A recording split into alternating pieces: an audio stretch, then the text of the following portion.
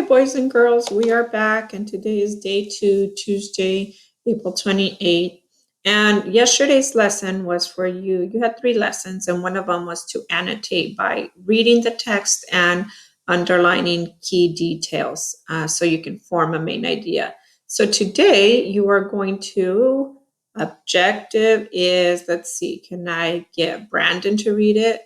Good job, Brandon. You will read to identify and annotate key details. Coral, what else? Yes, Coral, use key details to determine the main idea.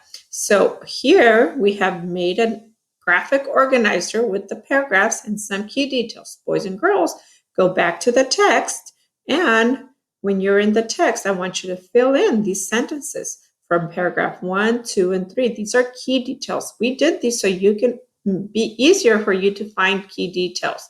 Now, you're going to finish doing it for 4, 5, and 6. I am going to go and I'm going to let this continue reading for you from paragraphs 3 to 6. And then if you notice, boys and girls, I have given you some hints for the key details, okay? Bell dreamed that people would one day talk with electricity. At the time, people could only send telegraphs.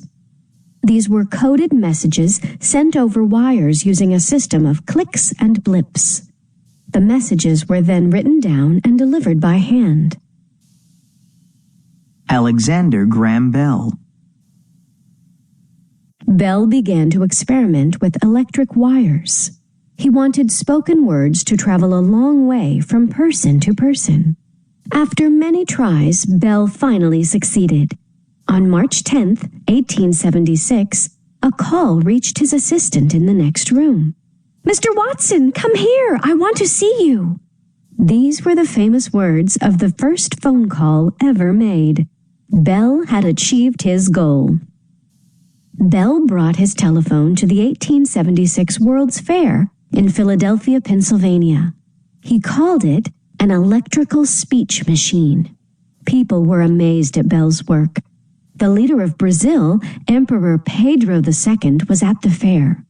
When he heard sound through the telephone wire, he dropped the phone. "It talks!" he cried out. Bell's invention was revolutionary. In 1877, he established the Bell Telephone Company.